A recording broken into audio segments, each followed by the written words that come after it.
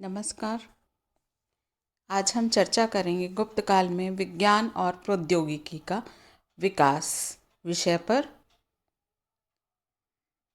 हमने जाना कि गुप्त काल को भारतीय इतिहास का स्वर्ण युग माना जाता है।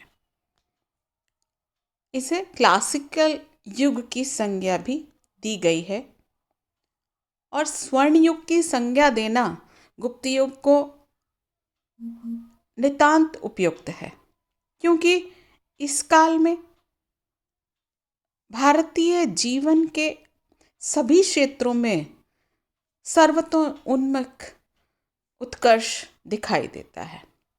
और गुप्त काल को स्वर्ण युग मानने के बहुत सारे आधार हैं, और उनमें से जो एक आधार है वो इस काल में विज्ञान और प्रौद्योगिकी का विकास होना, गणित, ज्योतिष, रसायन शास्त्र, आयुर्वेद आदि में विपुल वैज्ञानिक प्रगति होना।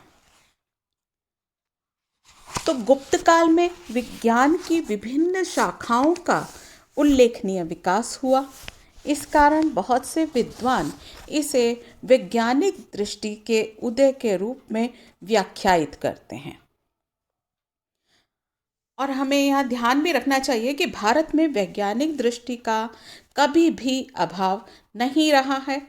यही बात अन्य प्राचीन सभ्यताओं के विषय में भी सही है, किंतु वैज्ञानिक दृष्टि भारतीय संस्कृति की मूल दृष्टि नहीं थी। मूल दृष्टि तो आध्यात्म परक ही थी। आधुनिक पाश्चात्य संस्कृति एवं उसके प्रभाव से शेष विश्व की मूल दृष्टि आज वैज्ञानिक दृष्टि है। यही कारण है कि भारतीय इस दिशा में बहुत गहराई और दूर तक नहीं गए। इस युग के विषय में यह नहीं कहा जा सकता कि विज्ञान के किसी भी क्षेत्र में किसी मौलिक दिशा और दृष्टि का आविर्भाव हुआ। भारतीय परंपरा में वैज्ञानिक दृष्टिकोणों, वेदांगों, कोश रचना की परंपरा, व्याकरण, न्याय दर्शन, खगोल शास्त्र, चिकित्सा शास्त्र, रसायन और भौतिक शास्त्र और धातु विज्ञान में हमको दिखाई पड़ता है। तो सबसे पहले हम जान लेते हैं गणित और ज्योतिष के बारे में। गुप्त काल के जो प्रमुख गणितज्ञ थे वो ज्योतिष विद्या में भी निपुण थे, क्योंकि इन दोनों शाखाओं का समुचित विकास हुआ। और इन विषयों के जो प्रमुख विद्वान थे वो थे आर्यभट्ट, वराहमिहिर, भास्कर प्रथम और ब्रह्मगुप्त। कौन कौन से थे? आर्यभट्ट, वराहमिहिर, भास्कर प्रथम और ब्रह्मगुप्त। गणित के क्षेत्र में हम देखें, इस काल की सबसे बड़ी उपलब्धि दशमलव पद्धति की खोज थी, जो विश्व इतिहास के लिए एक क्रांतिकारी खोज सिद्ध हुई। तो यानी दशमलव पद्धति की जो खोज है वो गुप्त काल में की गई थी। अरब लेखकों ने स्पष्ट रूप से इस पद्धति की खोज का श्रेय हिंदुओं को दिया है। आर्यभट्ट और वराहमिहिर ने अपने ग्रंथों में इस पद्धति का उल्लेख किया है। एक गुप्तकालीन अभिलेख हमको मिला है इलाहाबाद से 448 ईस्वी का। उसमें संकेत मिलता है कि 5वीं शताब्दी के आरंभ में दशमलव पद्धति भारत में ज्ञात थी। इस काल के जो अन्य गणितज्ञ और ज्योतिर्विदों में आर्यभट्ट का नाम सर्वोपरि है और इनके ग्रंथ का नाम आर्यभट्टियम है। इनके ग्रंथ का क्या नाम है? आर्यभट्ट के आर्यभट्टियम है, जिसमें उन्होंने बुनियादी गणित सिद्धांतों का आने वाली शताब्दियों के गणितज्ञों ने अनुकरण किया। आर्यभट्ट को क्षेत्रमिति, त्रिकोणमिति और ज्यामिति आदि विषयों का जन्मदाता माना जाता है। उनके पाई की गणना और सौर वर्ष की अवधि की गणना 365.3586805 दिवस की थी। और ये जो गणनाएं उस समय उन्होंने की थी वो आधुनिक गणनाओं के मान से दशमलव के बाद के 3 अंकों तक समान है। और ज्योतिष को गणित से अलग शास्त्र घोषित करने वालों में आर्यभट्ट का नाम अग्रणी है।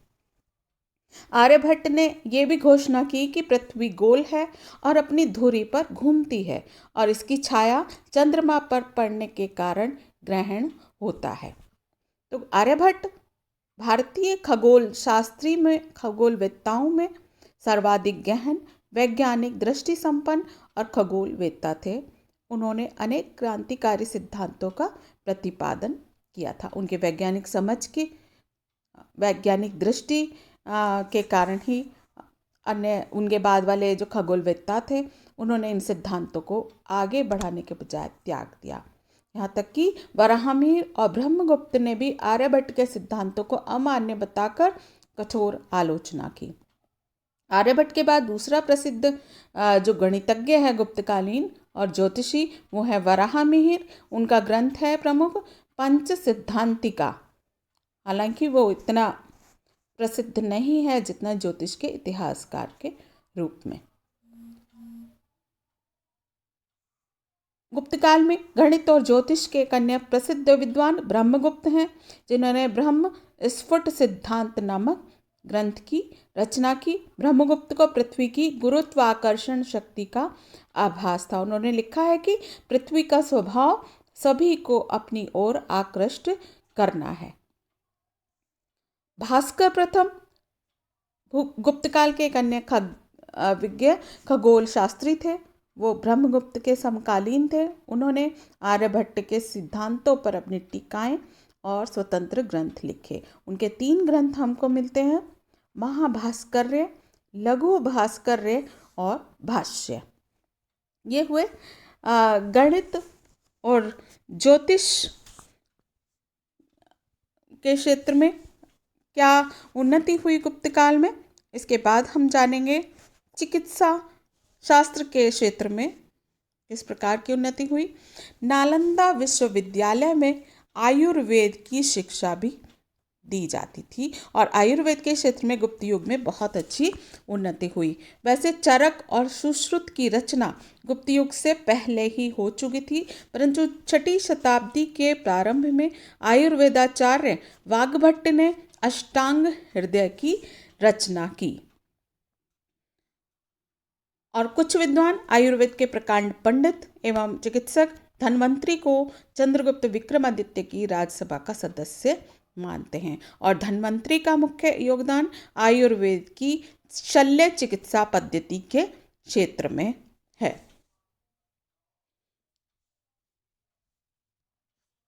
गुप्तकाल की एक अन्य चिकित्सा संबंधी पुस्तिका पूर्वी तुर्किस्तान से भी मिली है।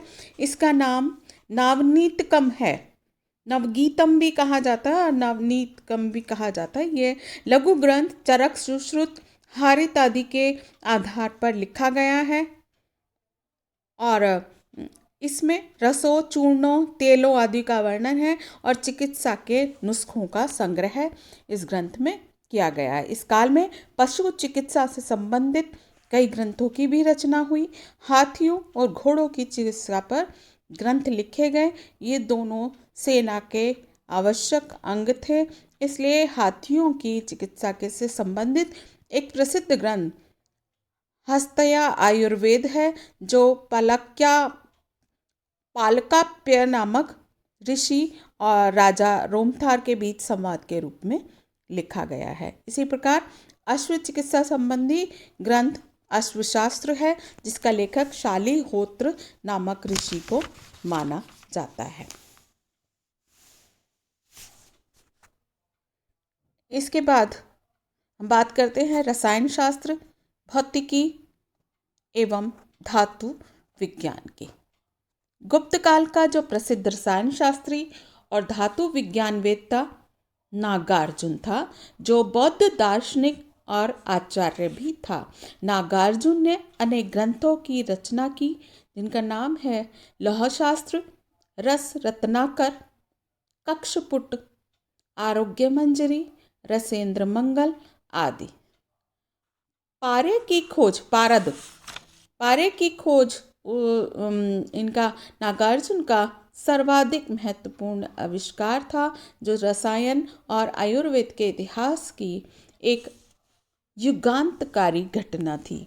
नागार्जुन ने रस चिकित्सा का आविष्कार किया, जिसके अंतर्गत उसने यह सिद्धांत प्रतिपादित किया कि सोना, चांदी, तांबा, लोहा आदि खनिज धातुओं में रोग प्रतिरोधक क्षमता होती है और इनके रासायनिक प्रयोग से रोगों का निदान हो सकता है।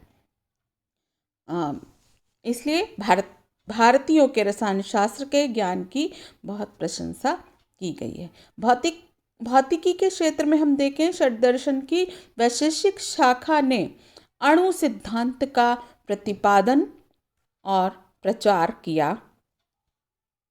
धातु विज्ञान संबंधी कोई स्वतंत्र ग्रंथ हमको नहीं मिलता है, लेकिन इस विद्या में भी अद्भुत प्रगति के साक्ष्य हमको प्राप्त होते हैं। और सबसे बड़ा साक्ष्य मेहरौली का लौह स्तंभ है, जो वैज्ञानिकों के लिए आश्चर्य बना हुआ है। यह स्तंभ लगभग 24 फुट ऊंचा और इसका घेरा 16 इंच का है और इसका वजन 6.5 टन है। 1500 वर्षों से धूप और वर्षा में खुले खड़े स्तंभ पर कहीं जंग लगने या धातु के उधड़ने का चिन्ह नहीं है। इस तरह की कला यूरोप में आज से 1 शताब्दी पहले तक ज्ञात थी। गुप्तकालीन धातु कर्म के कौशल का ये एक अन्य उदाहरण बिहार के सुल्तानगंज से प्राप्त बुद्ध की खड़ी हुई तांबे की प्रतिमा है, जो 7.5 फुट ऊंची और 1 टन वजन की है। ये हुआ रसायन शास्त्र, भौतिकी और धातु विज्ञान का विकास। अब हम जान लेते हैं इस काल में प्रौद्योगिकी का कैसे विकास हुआ। प्राचीन भारत में प्रौद्योगिकी का विकास 3 क्षेत्रों में हुआ: खेती में, शिकार और युद्ध में, और वस्त्रों और मकानों में। जहाँ तक खेती का प्रश्न है, गुप्तकाल और उत्तर गुप्तकाल में भी भूमि की कमी नहीं थी, क्योंकि कृषि जो था, भारत जो था वो कृषि पर ही आधारित है, इसकी अर्थव्यवस्था। तो इस काल में लोग, जो जनसंख्या है वो भी बढ़ गई थी, भूमि की कमी नहीं थी, प्रचुर वर्षा वाले क्षेत्रों में लोग फैल गए थे। तो प्रौद्योगिकी का खेती के क्षेत्र में इतना विकास हो चुका था कि कई क्षेत्रों में ज़मीन से 2 अथवा 3 फसलें लेनी शुरू हो गई थी। सिंचाई की तरफ विशेष ध्यान दिया गया और उन्नत प्रौद्योगिकी की सहायता से बांध बनाए जाने लगे। बड़े बड़े जलाशयों और झीलों से सिंचाई के लिए नहरें बनाई जाने लगी, जैसे नहरों की खुदाई, कुओं और नदियों से पानी को जल के तल से ऊपर उठाना और खेती में पानी ले जाने के लिए नालियां बनाना, पुराने जल स्रोतों की मरम्मत करवाना, ये इस काल की प्रौद्योगिकी का एक हिस्सा थे। हालांकि खेती के उपकरणों में बहुत ज़्यादा परिवर्तन हमको नज़र नहीं आता है। लकड़ी के हल का इस्तेमाल जैसे पहले किया जाता था, उसमें हालांकि नीचे की तरफ लोहे के तीखे फलक लगाने शुरू कर दिए गए थे और ज़्यादा कुछ प्रौद्योगिकी के खेती के क्षेत्र में बहुत ज़्यादा प्रौद्योगिकी का विकास नहीं हुआ। परंतु युद्ध क्षेत्र में हम देखें, युद्ध प्रौद्योगिकी में निरंतर विकास होता गया। अब सैनिकों को पहले की अपेक्षा अधिक प्रशिक्षण दिया जाने लगा। इस युग में धातु प्रौद्योगिकी के क्षेत्र में बहुत अधिक उन्नति हुई। कांसे, पीतल, लोहा, सोना, चांदी के बर्तन, आभूषण, मूर्तियाँ, अस्त्र शस्त्र बनाने की प्रौद्योगिकी में काफ़ी विकास हुआ। तो इस युग में वस्त्र प्रौद्योगिकी, विशेषकर सूती कपड़ा बुनने की कला का भी खूब विकास हुआ। सूती और रेशमी दोनों ही तरह के कपड़ों का पश्चिम को निर्यात किया जाता था। भारतीय कृतियों में विभिन्न प्रकार के सूती वस्त्रों का उल्लेख मिलता है। तो बनारसी कपड़ा, बंगाल का सूती कपड़ा, विशेषकर ढाका की मलमल की प्रौद्योगिकी बहुत ही उन्नत किस्म की थी। इस प्रकार हम देखते हैं गुप्तकाल और गुप्तोत्तर काल में खेती, वस्त्र, मकान, नगर नियोजन और धातु उद्योग के क्षेत्र में प्रौद्योगिकी का निरंतर विकास होता रहा। और इसी के साथ ये लेक्चर यहीं पर समाप्त होता है।